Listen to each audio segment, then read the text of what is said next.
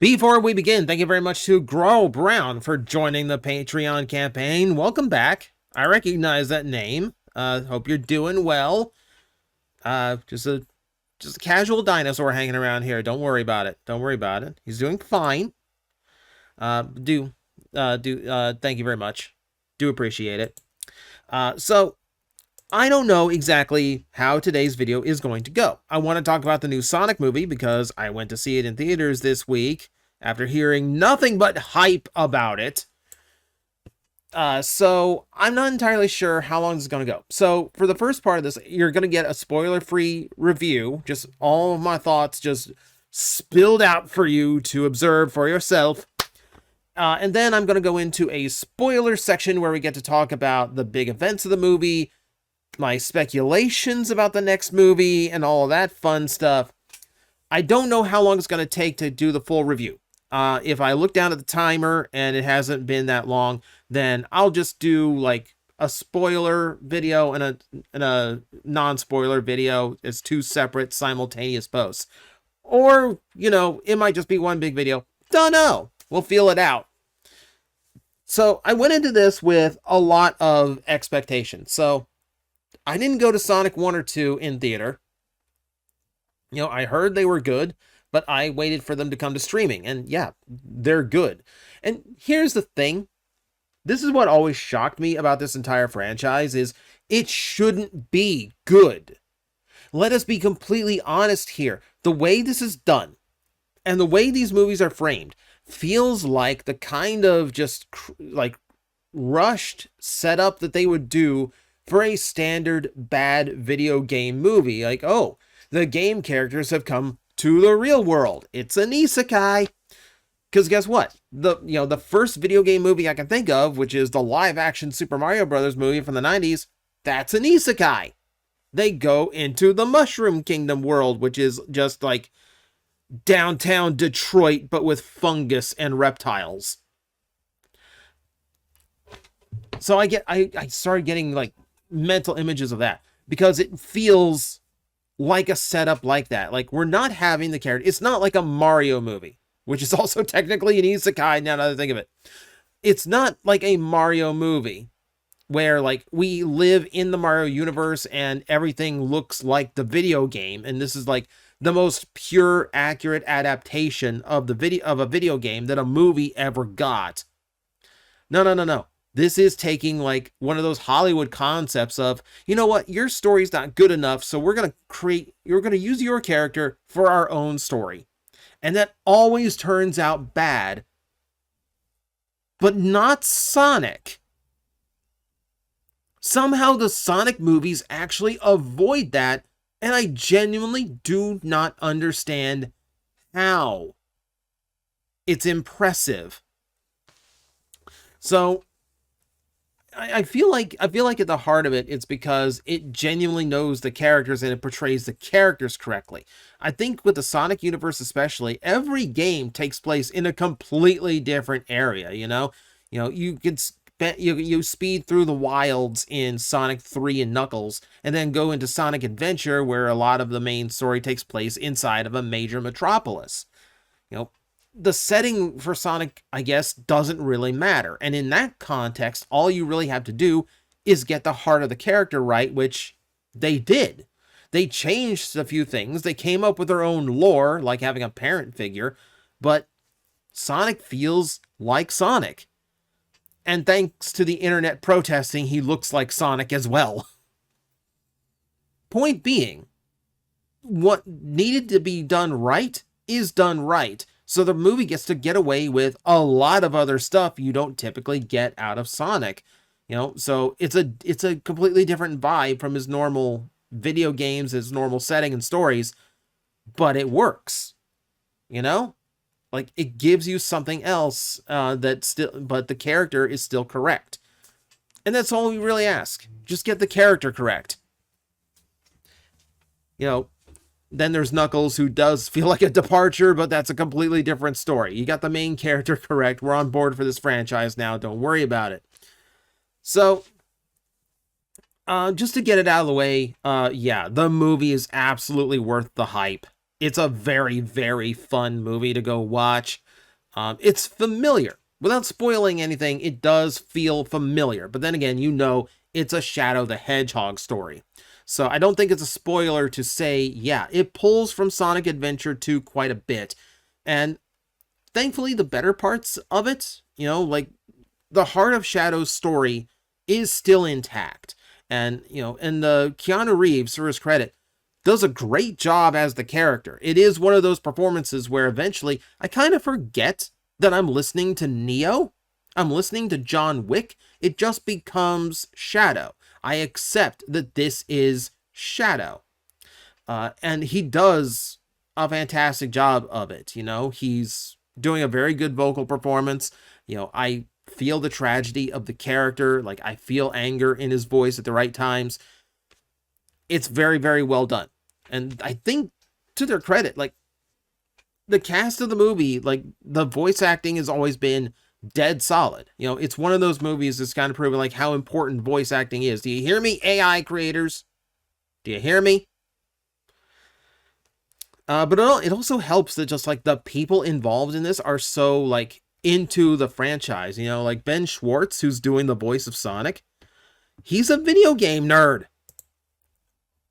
He's a video game nerd, and my kind of video game nerd, by the way, because he just did an interview where he's like all about Chrono Trigger, which I could go on for hours about how good Chrono Trigger is as a video game. You learned a little bit of that during Toycember this year.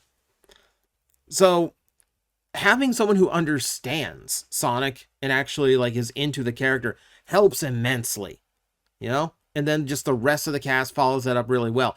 Even Jim Carrey's a fan of the franchise, which is so weird.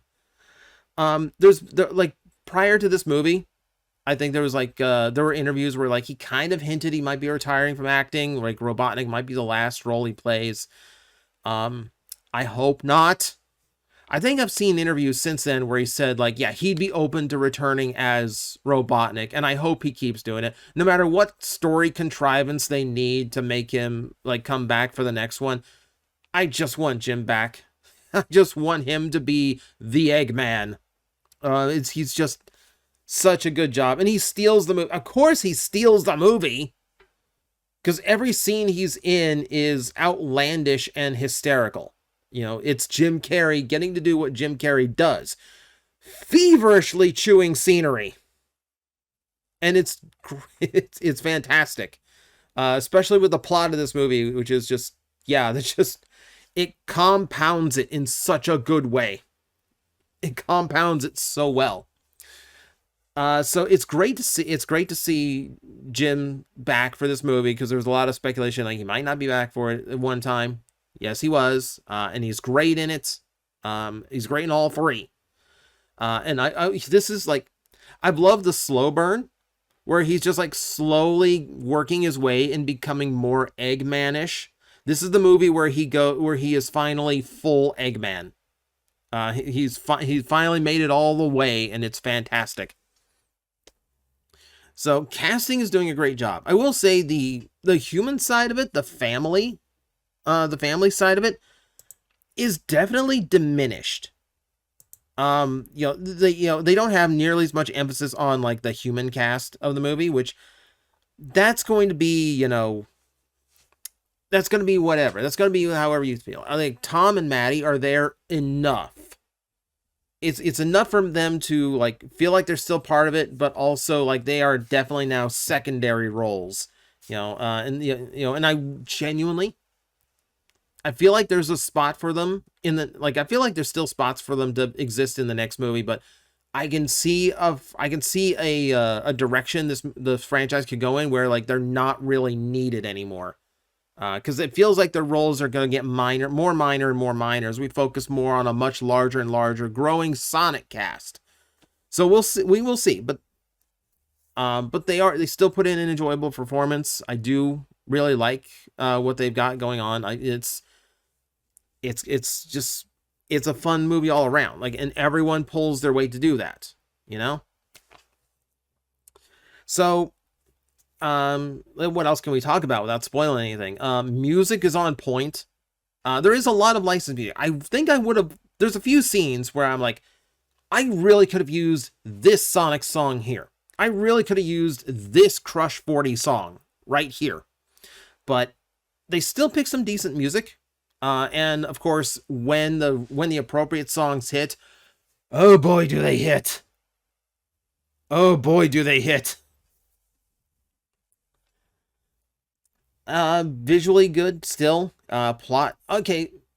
The plot feels a little typical. Okay, we will acknowledge it's Sonic the Hedgehog. This is ultimately a kid's movie.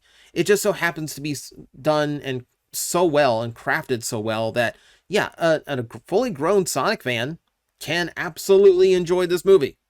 You absolutely can enjoy this movie. Especially if you have grown up on the Sonic games for a long time. Oh boy, there's so many Easter eggs. There's so many Easter eggs. The second this hits streaming, I'm going to watch it again, and I'm just going to pay attention to the background. I'm going to pay attention to the background. I'm going to pay attention to the little notes here and there. I'm going to pay attention to every line. There are lines in the movie that are lifted straight from the Sonic games, and it's fun to listen to them come up.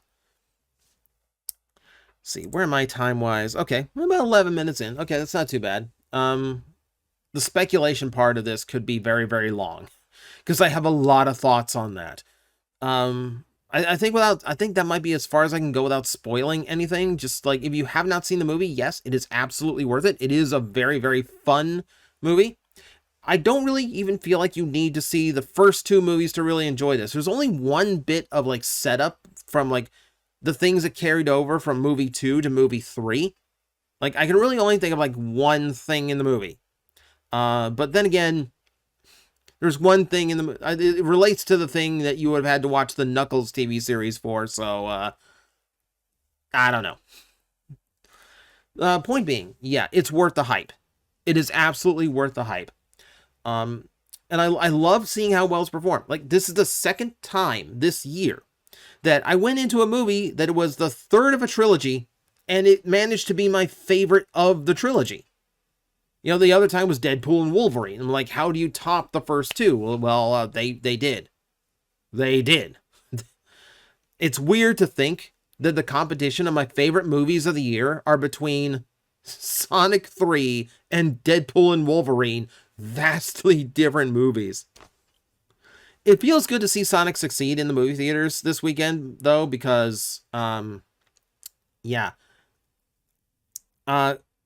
I don't know if you've noticed that, like, my movie theater was very heavily leaning on Mufasa. So, like, my theater did not have, like, the special Sonic popcorn bucket. They didn't have the light-up cup or anything like that. No. They had this big, ugly Pride Rock that looks like the most unwieldy popcorn bucket of all time. I don't know how I'm supposed to hold Pride Rock while I'm snacking on popcorn and eating a movie. I just said eating a movie. Watching a movie. I need a nap. So, I don't understand that one, but whatever. Whatever. It's tat. It's just something to buy. Consumerism. Buy.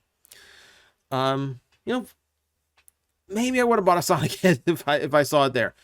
But, like, my theater also played Mufasa in 2 different screening rooms and only had 1 for Sonic, which meant Sonic had half as much airtime, half as many showings as Mufasa did.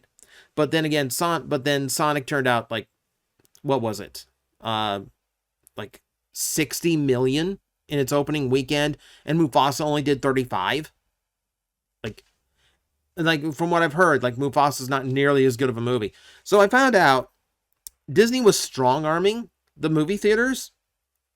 I was watching reports where like Sonic, Disney was like muscling in, knowing Sonic was coming out. They were like putting on pressure and like trying to get theaters to focus more on Mufasa because it's Disney. You know, half of the movies that come out these days are from Disney, so no surprise that they can bully the movie theaters. And you can kind of see it. I think about, when I read it, it was like 4,100 or 4,200 theaters aired Mufasa. And I'm sure I'm not the only one where there were double screenings for that movie every day. Whereas I think it was like 3,800 that aired Sonic. And yeah, again, probably a lot of theaters that only had one theater for it rather than two. And that's really frustrating. Now, it's satisfying. Number one, because Mufasa seems like such a worthless movie. Like, that's me in prequels again. I genuinely hate prequels because I have no tension when it comes to the main hero. Oh no, I wonder if Mufasa will win today. I wonder if he'll save the day. I wonder if he'll survive this encounter. I know he survives. I know Mufasa survives. So where is the tension? Why am I enjoying in a prequel at this point? You know? Oh, okay. Here, I'm watching the prequel, but you know what? I know what's going to happen. Mufasa's going to survive every situation he gets into in this movie because I know that he goes on to become like the leader, and then like rule Pride Rock, and then he has Simba, and then he gets stampeded by running animals, which, you know, that's how the weekend went. Because Sonic made 60 million, Mufasa only made 35, despite all of Disney's pushing and bullying. I love hearing that. I absolutely love hearing that.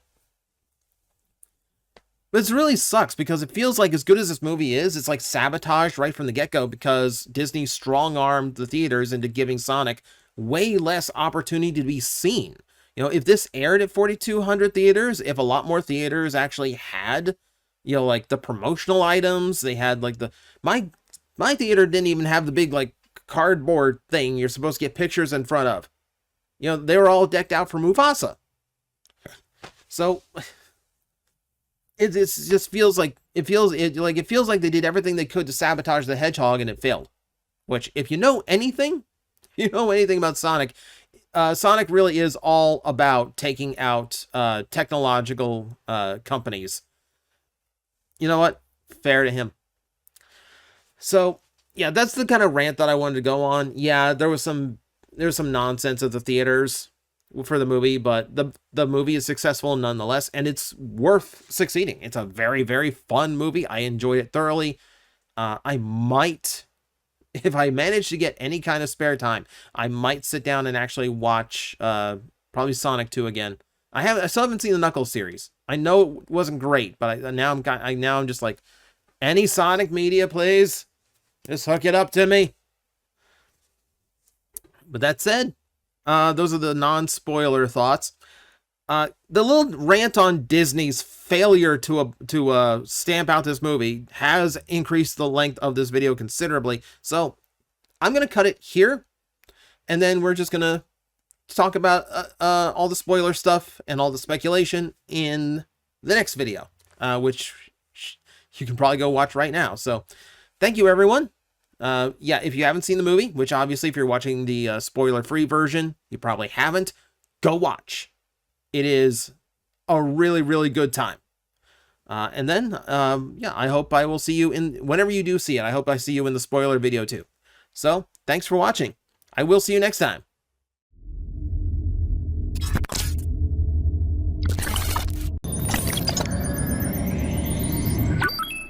Analysis complete. Adapting translators to local language. Are you out there?